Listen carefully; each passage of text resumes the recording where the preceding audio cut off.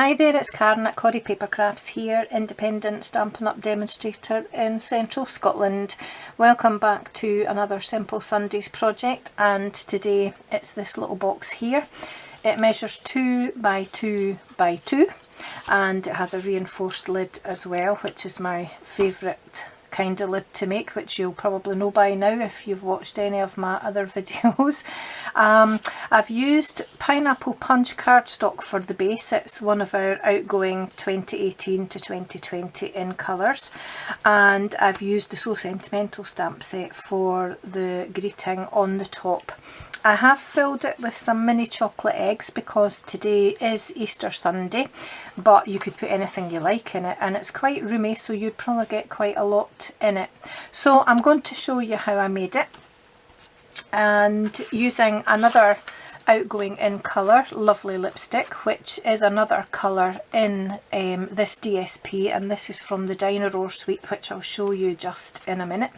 You will need a piece of cardstock which measures just under 6 by 6 inches, so about 5 15/16, but if you measure it up to 6 by 6 and just take a little bit off each side, that then lets you cut your DSP to 6 by 6, and given that that's coming from a 12 by 12 sheet, it's more economical to make the base smaller than the lid rather than the lid larger than the base, because if you make your base 6 by 6, then you've got to make your lid 6 and 1/16 by 6 and 1/16, and then you would actually only get one lid out of a 12 by 12 sheet of paper.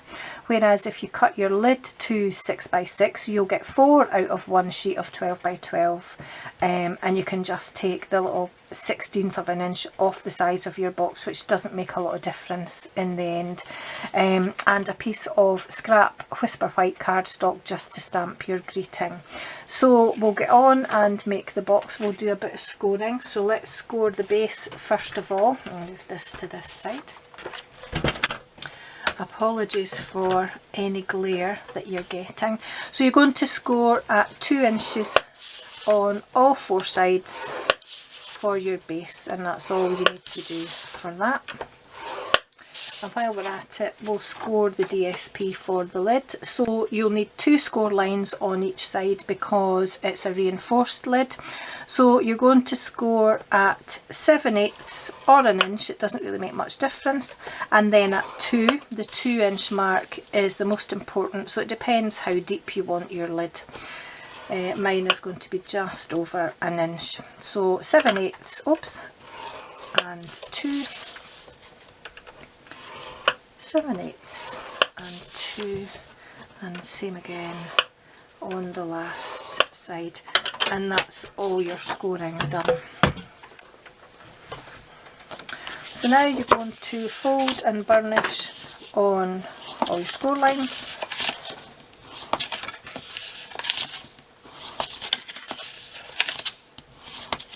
And then I'll just do the same on the lid while we're at it. But remember, you've got both score lines to fold and burnish.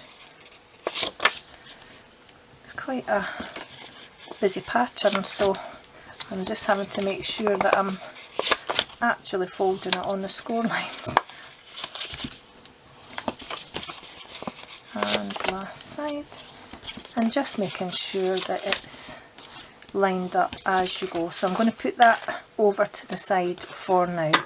So for the box, we're going to do a bit of cutting, or for the base rather.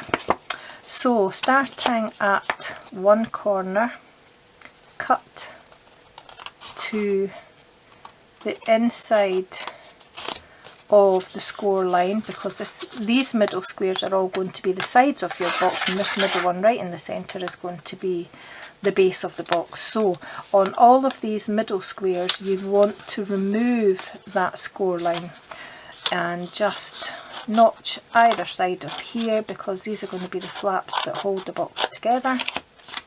And then you don't have to, but I take just over half an inch off so that it's not quite so bulky. Then rotate it and do the same again. cut up to that score line, making sure you take the score line off that lumpy bit as you go. Notch that side and notch that side, and you're just going to keep turning it and doing the third corner and then the fourth corner, but I'm actually going to bring in one that I've already done earlier so that you're not having to sit and watch me cutting all four corners. So as you can see, we've cut up here, we've notched each side, and then we've taken a bit off. I've also prepared that with some tape on the other side as well, ready to put together. So all we need to do is remove the backing from the tearing tape,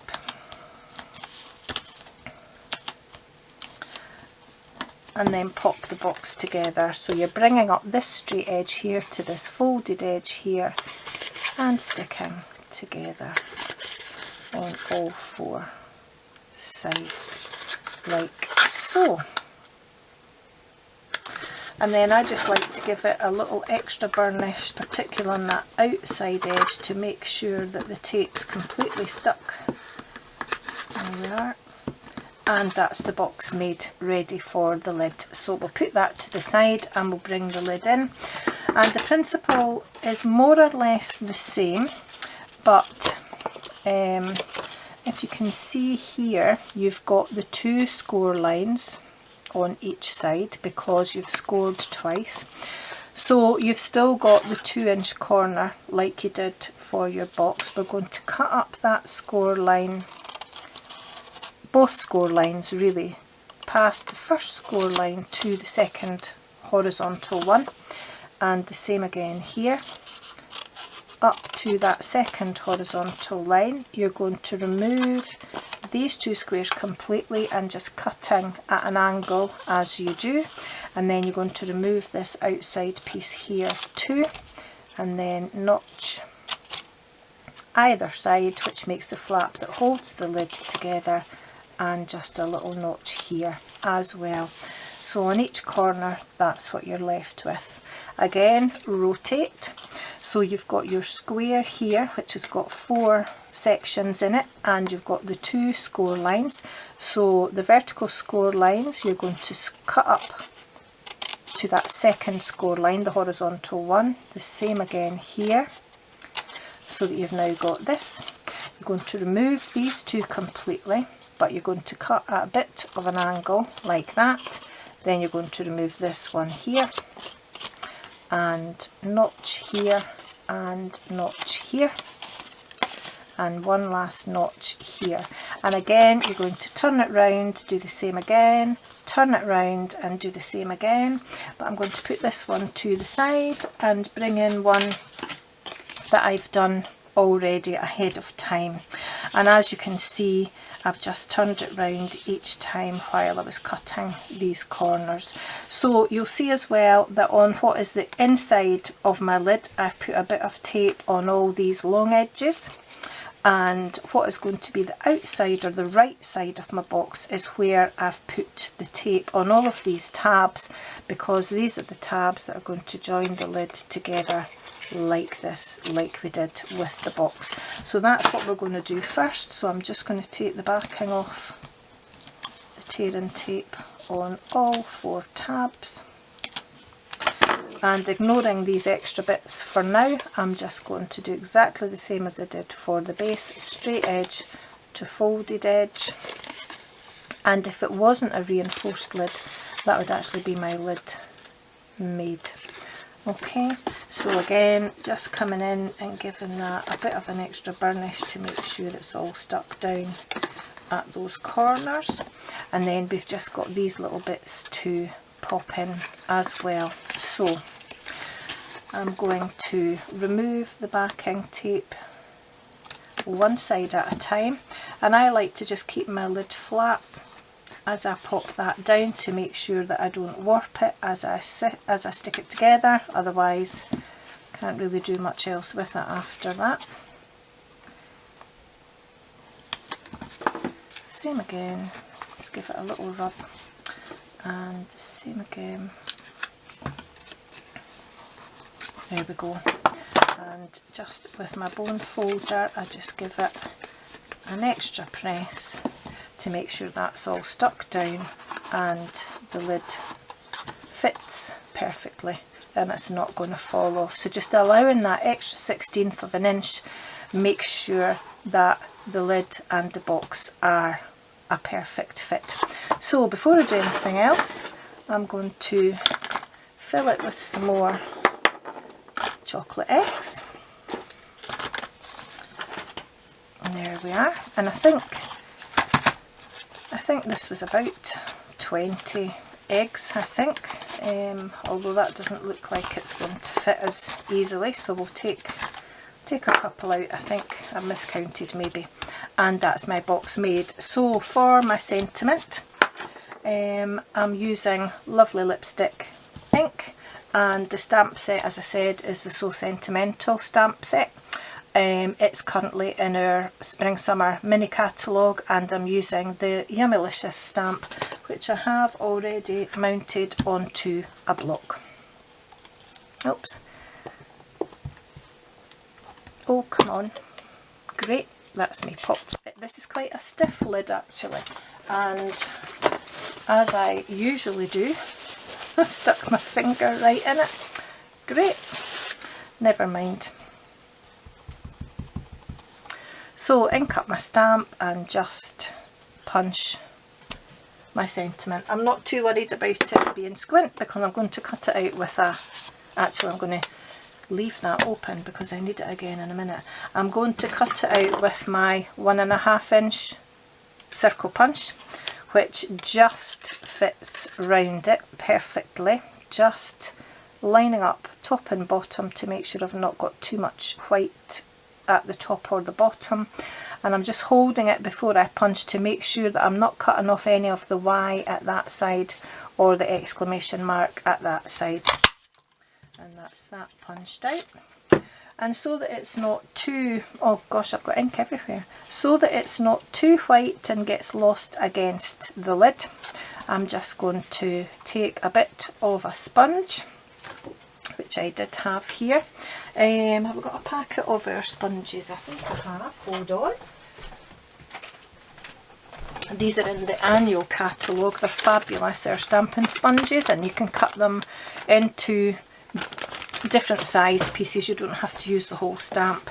I could probably have used a smaller bit again, but I'm just going to ink this up a little bit and just take it round the edge. I'm not too worried about how much it bleeds onto the card, but I just want to give it a little bit of colour round the edges like that. You can see from a pineapple punch one, I pressed a little harder, so there's a little bit more colour round the edges, but I don't want that too pink because it's a much darker colour. So let's put the ink away before I stick my hands in it again. Grab my Stampin' Dimensionals, which I really couldn't live without now, and just pop a couple on the back. Take the backing off, which isn't always that easy. There we go. And pop it right in the middle of the lid. And that's my box made. So I hope you like those. Certainly full of yummy chocolate. I'm probably going to take these into work in a couple of days time and give them to my colleagues, so I'm off to make another couple, I think. So I hope you enjoyed watching that. If you did, I'd love you to give me a thumbs up. If you're new to my channel, then I'm glad you dropped by. It would be lovely if you would subscribe if you haven't already, and press the little bell icon at the side of that so that you're notified of any other videos when I post them. I'm still trying to get to 200 subscribers, and I'm only about 10 or 12 or so away from that, which is fab. So if you would be kind enough to subscribe, that would be great. So I hope to see you again soon. Have a lovely day, and I will speak to you again soon. Take care. Bye bye.